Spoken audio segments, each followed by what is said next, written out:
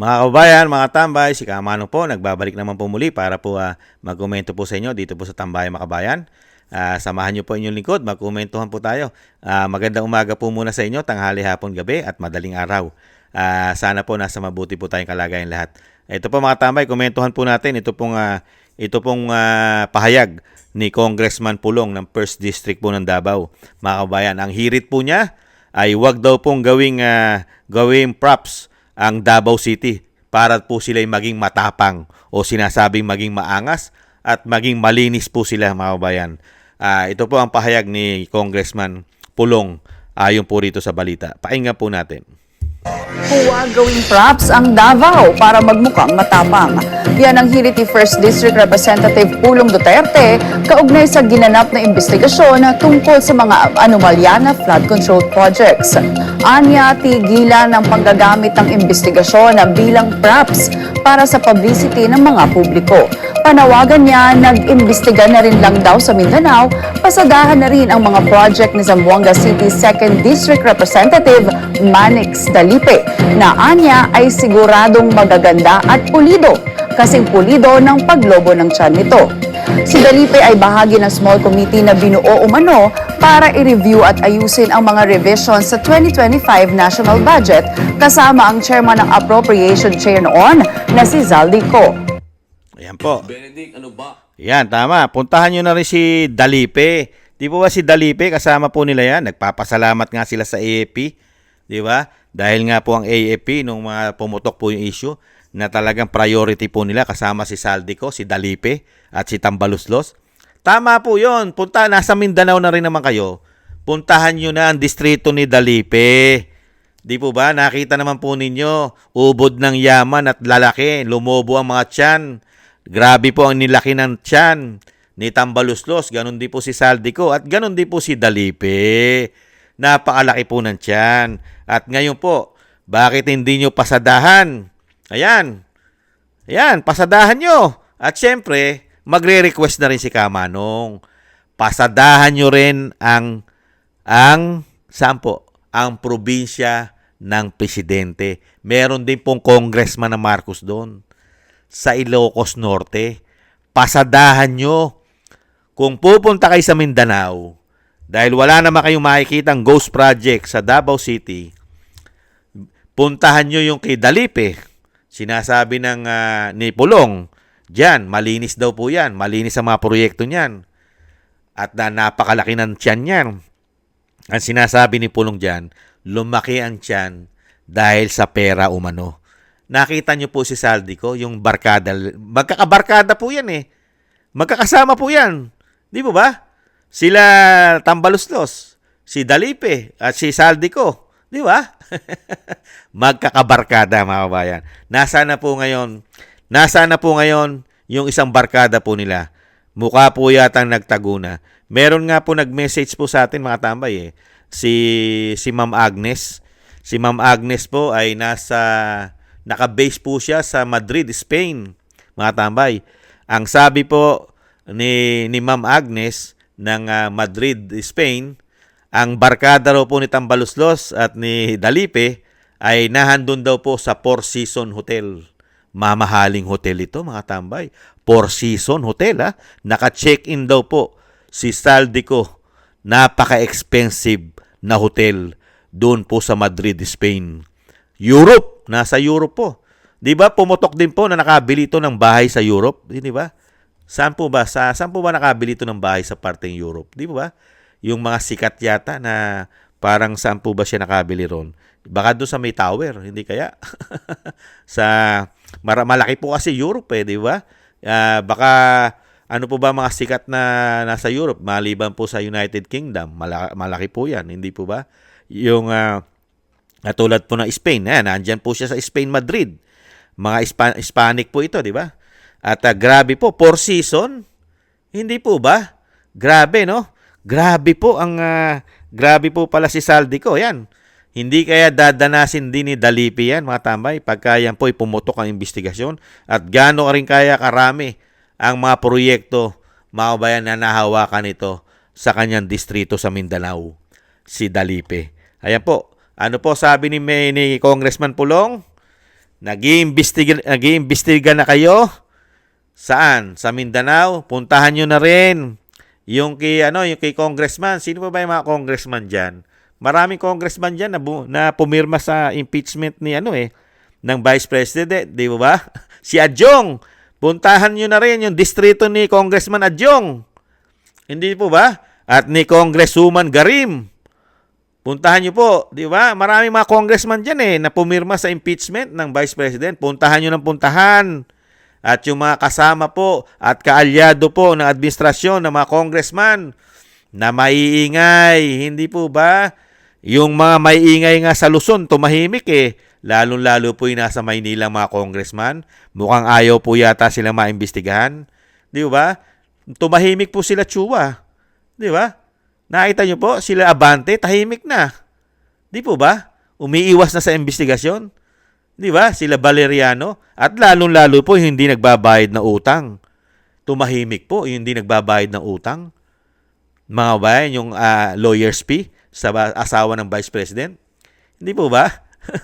Yung nasa Batangas, si Luistro. Tahimik yata ngayon yun, mga kabayan. At syempre, yung mga Gutierrez, tahimik. Hindi po ba? At yung Balbaro po, di ba? Yung Balbaro sa norte. Di ba? Tahimik din po yata. Nanahimik po. Lahat po ng nasa grupo ng Quadcom at Wadcom, tahimik. Tahimik po sa investigasyon ng flood control. Ang mga hinayupak na mga hindot na ito.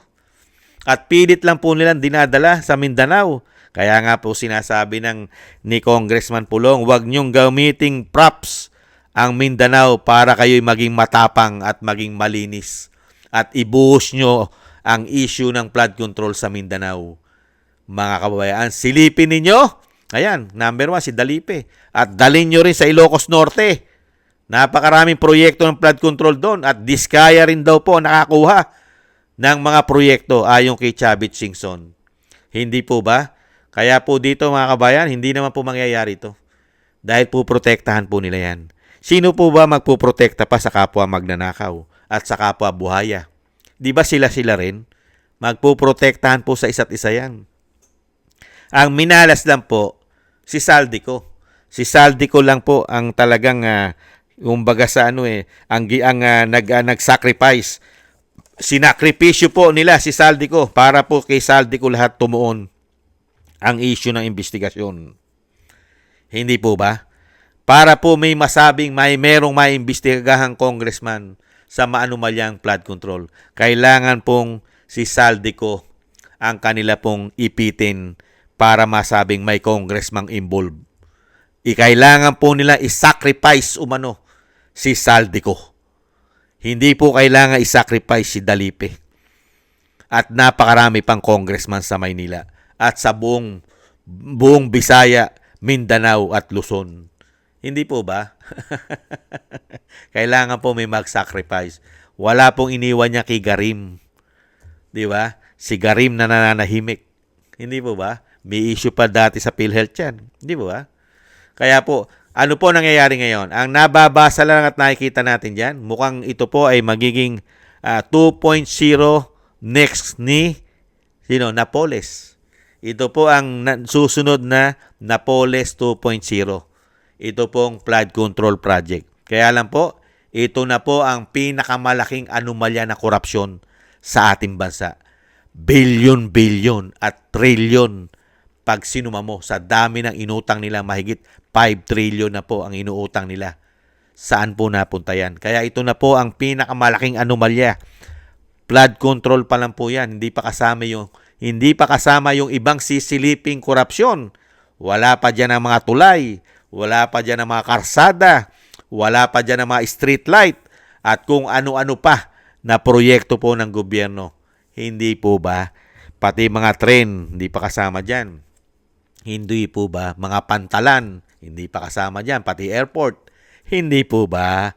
Kaya po, napakatindi po ng ginawa nilang korupsyon sa ating bansa. Kaya kailangan pong silipin at huwag maglinis-linisan. Para lang masabing malinis sila, ay kailangan nilang magturo. Katulad po ng ginagawa sa Mindanao.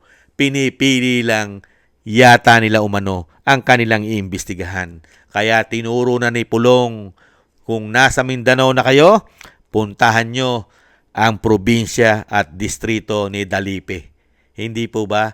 Isama rin ninyo si Adyong na andyan din sa Mindanao yan. Hindi po ba? Pati ang mga barbers, isama nyo na rin ang mga barbers dyan. Naging congressman ng 19 Congress yan, si Barbers. Hindi po ba, mga kababayan? Marami pa pong iba yan, mga tambay, na mga congressman dyan na dapat pong silipin at talagang pag-usapan. Sino po ba? At yung mga congressman po dyan na naghahari po dyan, sino po yon? Yung mga ano ba plido nun? Grabe rin po ang yaman nun at may mga sarili din pong kumpanya ng construction company. Ang pamilya po ba nino yon? Meron pong pumutok nung nakaraan nun eh. Na grabe po ang inilobo daw po ng yaman ng tao na yon. Ano bang pamilya yon? Pimentel, mga Pimentel po, mga tambay. Sa Surigao po ba yon ang mga Pimentel? Grabe rin po ni yaman nun. Tama. Sa Surigao del Sur, ang lahi po ng mga Pimentel ay isama na rin po sa investigasyon yan, mga kabayan. Hindi po ba? Mga kabayan, yan po ang hamon po ni Pulong dito po sa nag-iimbestiga, lalong-lalo po sa ICI, mga tama. Ang binuo pong independent committee na mag-iimbestiga raw po sa malawak ang korupsyon ng flood control. Hinahamon kayo ni Pulong, nasa Mindanao na kayo, puntahan nyo na si Dalipe at yung mga iba pa. Napakarami dyan. At wag nyo kalimutan ang Ilocos Norte. Linisin nyo ang bayan ng Pangulo. Yan, linisin nyo muna. Tsak naman na pagtatakpan nyo yan. Mga kabayan, pagtatakpan, madali naman pong pagtakpan dahil nasa kanila ang media. Nasa kanila ang tiwala ng media.